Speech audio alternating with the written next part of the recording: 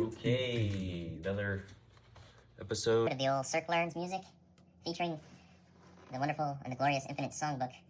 And in this episode, I thought I would do some accelerated piano learning.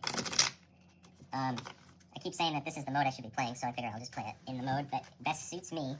The first mode, Acolyte mode, you kind of go nice and easy through learning first just 5 of the major chords, and then on piano it's slightly different. I suggest looking at the, I made a video about just using the white keys on the piano, and I think that's a really fun spot for a beginner to start and start to actually begin to play around.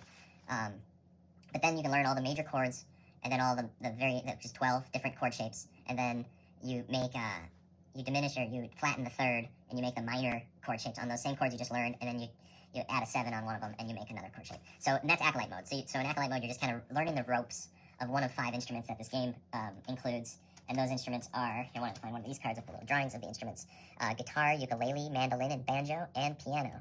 And so you can use this game in Acolyte mode to teach yourself all of those instruments. I'm in the process of doing so. And right now, in piano, I'm about out of Acolyte mode into Oracle mode, and it's challenging my chord changes and stuff. Acolyte mode, you just learn those basic chords. Oracle mode, you get good at them, you start to intuit them, and start to be able to jump around from chord to chord as the cards want you to. And you incorporate the metrics of time, so you're not just over here in side time theorizing in a paused moment of time space. You're actually in the flow of things, and you need to keep your mind fluid and adjust as such. And you'll watch me have a little friction with that in piano in Oracle mode. And so once I can kind of get through that friction, it's time for me to start writing my own songs using Sorcerer mode of the Infinite Songbook. Or bring it to a group of friends, and you can all play it together in a very loose way I call Shaman mode. It's basically, Shaman mode is to inspire like telepathic musical discussions among friends and even enemies. Music is a very healing and cool experience to do, even with people who you might not like. You might really connect with them through music. So here's Oracle mode, and it's the mode where I'm going to learn piano. Okay, one thing I always like to add is there's 48 of these chord cards, and there's 16 cards called play cards. Just cut to one. And so there's 16 of these cards with these paintings I did on them, and they stop the action. So the ratio of 48 to 16 is about, you should have like 3 chord cards per 1 play card. So the chord progression should be about 3 chords long. We'll see how long this one is. I recommend to people, if they want to keep it really sane and tame, to look through and make sure that you don't have giant clumps of white cards like that. I'd stick one of these cards just randomly in there. That means I'll have probably some clumps. There's another giant clump of white cards. But then that means there's 2 play cards next to one another, and I'll just take and throw that in the middle just to kind of chop it up there. I had that big long thing of white cards. That means I'm going to have a couple play cards now that are kind of uncomfortably close to one another. And whenever there's a couple play cards very close, like this isn't bad. This isn't bad. Here, towards the end, they're just some 1 chord progression. So I'm going to like jam some of that in where I could get some kind of evenly spaced progressions. So now I know it's going to be at least workable without me getting a giant progression or without me just getting 1 chord a bunch of times. When you get 1 chord in Oracle mode, you are inspired to like look at the shapes on here and to look at the entire keyboard if you're playing piano, and to maybe stay in that mode and key and make a little melody instead of shifting between all these different keys, which is what I'm about to do, hopefully. So it still functions when you just draw 1 chord, but sometimes the inverse of that happens and you end up drawing 15 chords, and that is that's a doozy when that happens. And sometimes there's a nugget inside there, and you play through it, and some of it's like real trash, but then you can be like, ooh, that part's super cool, and you can begin isolating that part. And that's kind of more of a Sorcerer mode thing. In Oracle mode, you just kind of have to chug through and play that whole progression until you feel comfortable with it. You want to move on and destroy it. It's more of a learning thing than it is a creating something beautiful thing, where the Sorcerer mode is a creating something beautiful thing. Okay, anyway, let's do some Oracle mode. Let's get some learning done. All right, this is going to be a learny.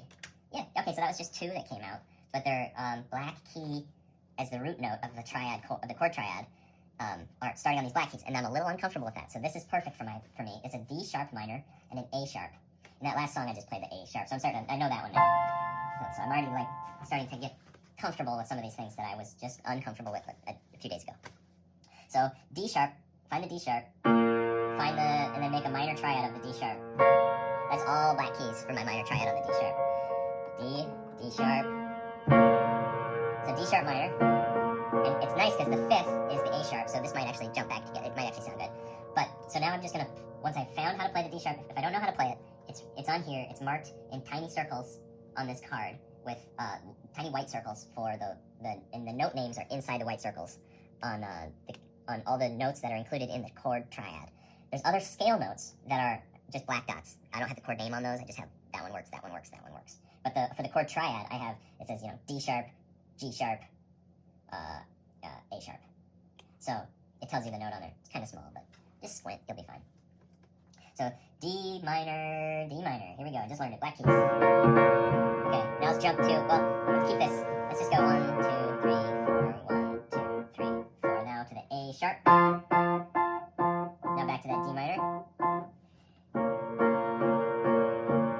Now, to make it more, you can start to make it more pleasing instead of you're just straight pounding. It's good to figure out the chord that way, I think. Not necessarily straight pounding, but like just playing the chord straight and simple when you're first trying to find it. And you say I'll do that for about 8 measures, then so I'm doing 1, 2, 3, 4, 5, 6, 7, 8, and then I'll do this for 8 measures, and then I'll go back and do that. I guess. Or just 8 beats. Or whatever. So, D sharp minor. Here we go. I just learned it off to the side of the D, black keys. Okay, now to that A sharp. Now you can head up the keyboard or down the keyboard on each one of these. Now I'll play the A sharp higher. Now go down to the D sharp.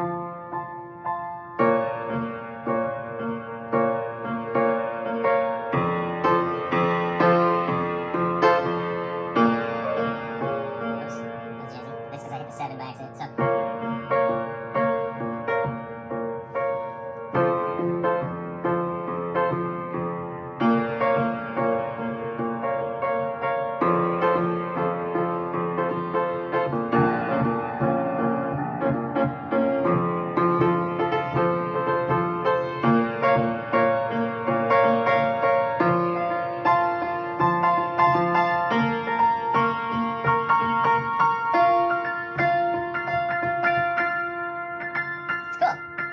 It's familiar because it's the 1-5 relationship, so like every song does that. The minor to the major flip is pleasing, and the fact that it's on the black keys is makes it interesting for me.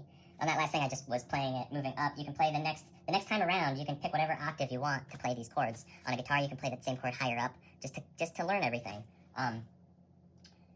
So I think we're done with this one. The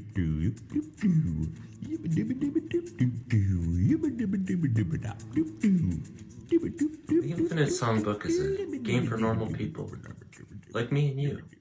People with normal hairdos. No, actually, it's a game for just people like me with awesome hairdos. But if you're like me with an awesome hairdo, you might enjoy the Infinite Songbook.